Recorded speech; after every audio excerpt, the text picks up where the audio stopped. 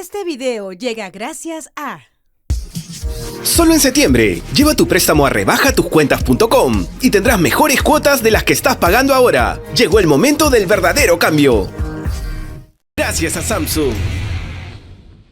El programa, Fernando, el día de hoy con el Procurador General del Estado. El señor Daniel Soria Luján está aquí con nosotros en la cabina porque hay un informe de Contraloría General de la República que señala que el Procurador no tiene la experiencia para el cargo. Eso por un lado. Y por el otro, una interesante entrevista donde él declara que la Fiscalía puede denunciar constitucionalmente a la presidenta Boluarte y que es más, la Procuraduría está pronta a cerrar un proceso de investigación debido a las violentas protestas que se registraron al inicio de este año. Vamos a darle la palabra al procurador. Muy buenos días, gracias por acompañarnos. Buenos días, gracias por la invitación. Empecemos por este informe de Contraloría, que dice que usted no ha cumplido, digamos, o no tiene la experiencia para el cargo y se ha determinado que su nombramiento se hizo con la publicación de una resolución suprema sin que se contara con un informe que sustentara la legalidad del proceso. Efectivamente, este informe 026-2023 que se ha emitido en septiembre del mes pasado, a fines del mes pasado, nuevamente ingresa a un tema que ya había sido debidamente explicado y además zanjado, que es el cumplimiento por mi parte de los requisitos para ser Procurador General del Estado. ¿Es el mismo argumento que en su momento utilizó el señor Aníbal Torres?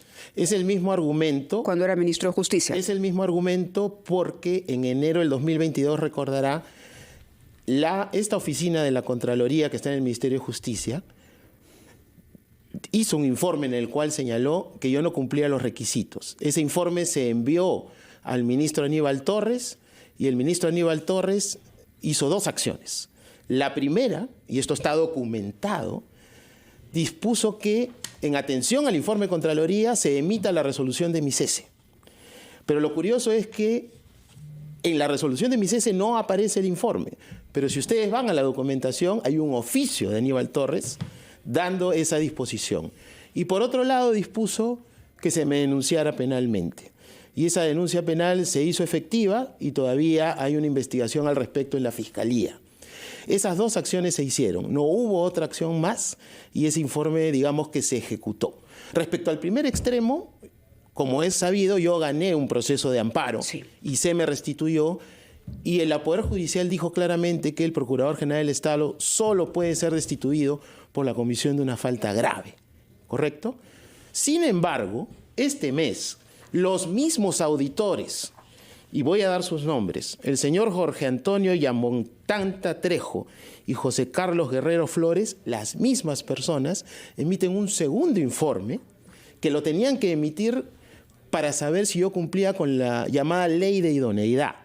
Es una ley posterior que señala que, además de los requisitos legales, hay que cumplir requisitos adicionales que yo los cumplo. ¿Cuáles son? A ver, aquí tiene, entre comillas, no ha acreditado trayectoria en defensa jurídica del Estado, requisito indispensable. ¿Usted ha acreditado? Eso se acreditó en su momento, fue cuestionado por estos mismos auditores en el informe de enero del 2022. Ese informe fue ejecutado con mi resolución de cese y esa resolución de cese fue derrotada en el Poder Judicial con un amparo. Ese tema está cerrado. Los señores han revivido este informe, en este segundo informe, a propósito de la revisión que tenían que hacer de otra norma. ¿Cuál es esa otra norma? La ley de idoneidad. ¿Cuáles eran esos requisitos adicionales? Contar con formación superior completa, que la tengo, 8 años de experiencia general laboral, yo he acreditado más de 24 años, y 5 años de experiencia específica en puestos o cargos directivos en el sector público o privado. Exacto. Yo he acreditado 17 años como directivo en la Pontificia Universidad Católica del Perú, como subsecretario general, además de los 2 años que ya ejercía de procurador general, porque esta ley que se me aplica a cargos como el mío, recién se ha ejecutado en marzo de este año. Y usted, a ver, entendiendo que tiene los descargos a mano, usted está convencido de que ese informe no dice la verdad. ¿Por qué no lo diría? Efectivamente, ese informe realiza un análisis jurídico equivocado, hecho por 2 auditores, que son los que hicieron el primer informe, Y yo aquí quiero llamar severamente la atención sobre la idoneidad de esos auditores. La Contraloría General del Estado tiene muchos recursos y destina parte de esos recursos a capacitación de sus funcionarios. Tiene una Escuela Nacional de Control con un edificio gigantesco que está en la avenida Arequipa, pero acá estamos hablando de personas que ni siquiera pueden entender que es una aplicación retroactiva, ¿no? Porque están aplicando. ¿Y esto es porque las personas no son capaces o usted cree que hay algo más? Bueno, primero yo cuestiono su idoneidad como profesionales para hacer este informe. Lo segundo que usted me pregunta es algo que yo me pregunto también, porque estos señores, lamentablemente, aparecen en una sospechosa línea de tiempo entre diciembre del 2021 y enero del 2022, que empezó con la denuncia que yo hice del señor Castillo por el caso del puente Tarata. Luego, la fiscal de la Nación abre investigación preliminar por esa denuncia. Al día siguiente, luego de reunirse con el abogado del presidente, el exministro Aníbal Torres difunde públicamente que yo no cumplo los requisitos. Algo que nunca cuestionó en los meses anteriores en los que fue ministro, yo fui procurador. Sale luego este informe 002-2022 públicamente un 31 de enero. No se me notificó, yo me enteré por las redes y al día siguiente, en la noche, en una edición especial del Peruano, sale mi resolución de cese. Entonces ellos se ubican en esa línea de tiempo. Bueno, usted está asociando el comportamiento de estos dos auditores, cuyo nombre nos has dado, el señor Jean Bostanta y el señor Guerrero, está asociando lo que están haciendo ahora para sacarlo usted del cargo con lo que hicieron bajo Pedro Castillo, con resultados totalmente nefastos, porque usted fue restablecido por mandato de la justicia. Pero si hace esa ecuación, lo que faltaría es comparar la actitud que usted tuvo frente a Pedro Castillo con la actitud que la Procuraduría que usted dirige tiene ahora respecto a las investigaciones fiscales que se hacen a la presidenta Boluarte, porque ese es el otro elemento del cual no hemos hablado todavía. Quisiera que nos dé una opinión sobre eso después de una breve pausa, puesto que usted ha sostenido claramente, y es el título de la entrevista publicada en El Comercio de hoy, a la que aludió ya Mávila Huertas, Benavides sí puede denunciar constitucionalmente a Boluarte.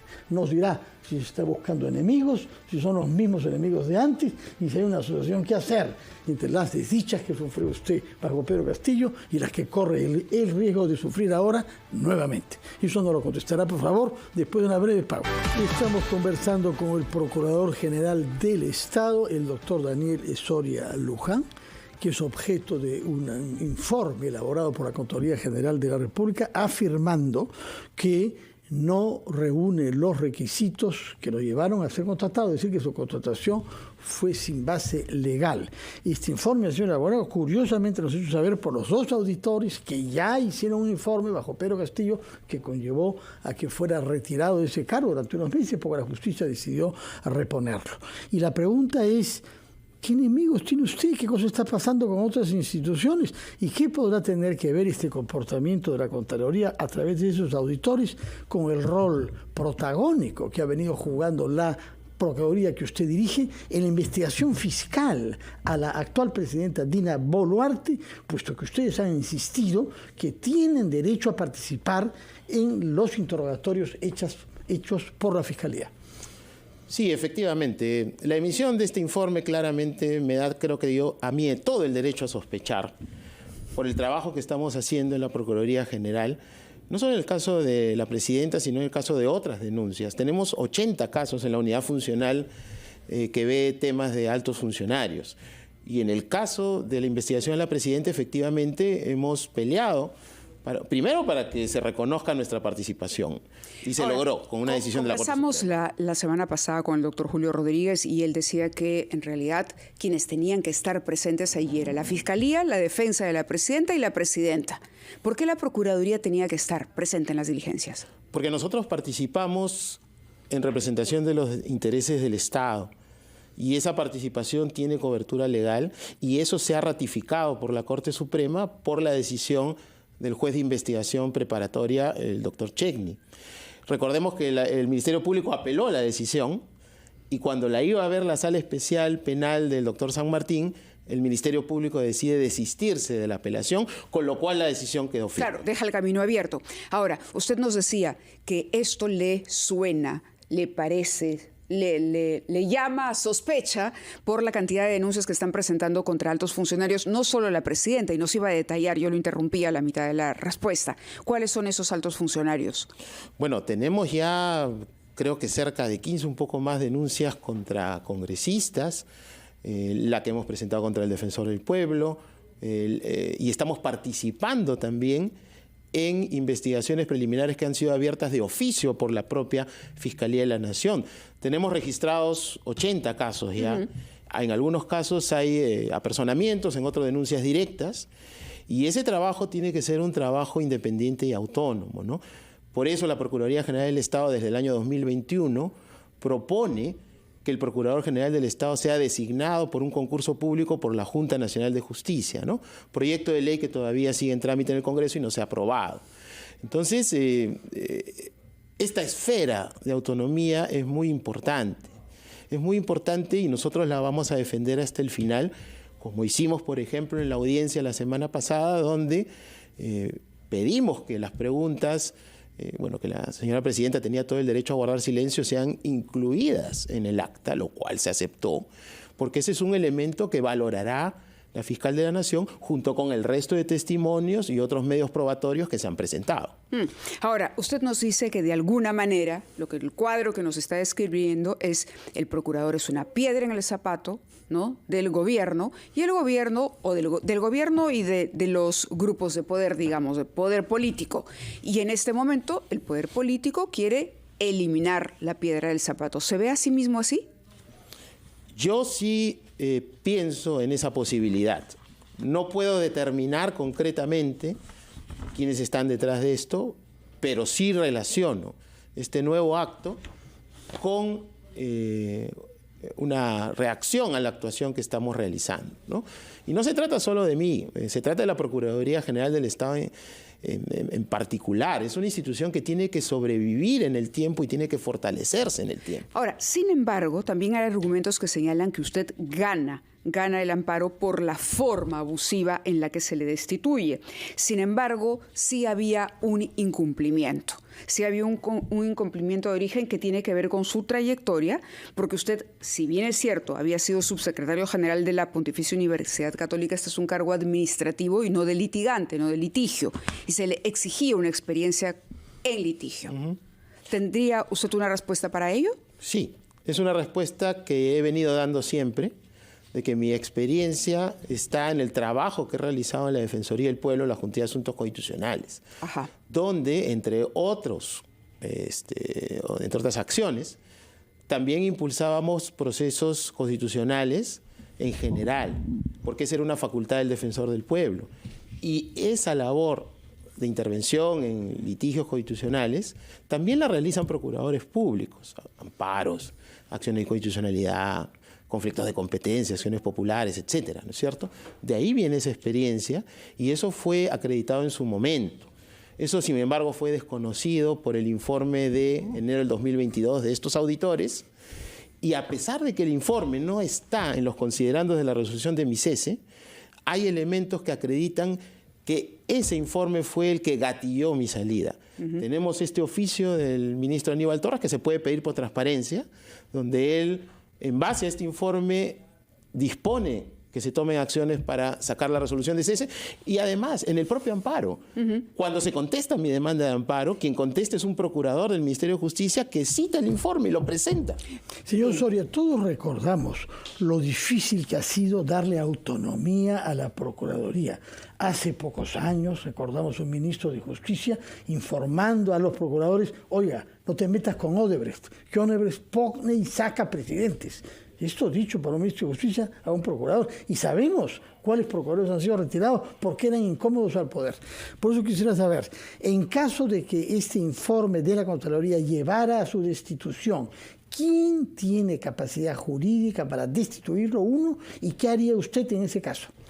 Bueno, la sentencia de amparo ha ratificado que la comisión de faltas graves establecidas en nuestras normas son el supuesto de destitución del Procurador General del Estado. Se comete la falta, se hace un procedimiento, se toma una decisión, se destituye. Fuera de eso, ¿no es cierto?, Estamos hablando de acciones que efectivamente afectan la autonomía, ¿no? Y frente a las cuales yo también tomaré mi decisión de cuestionarlas si es que este informe se hace efectivo, ¿no?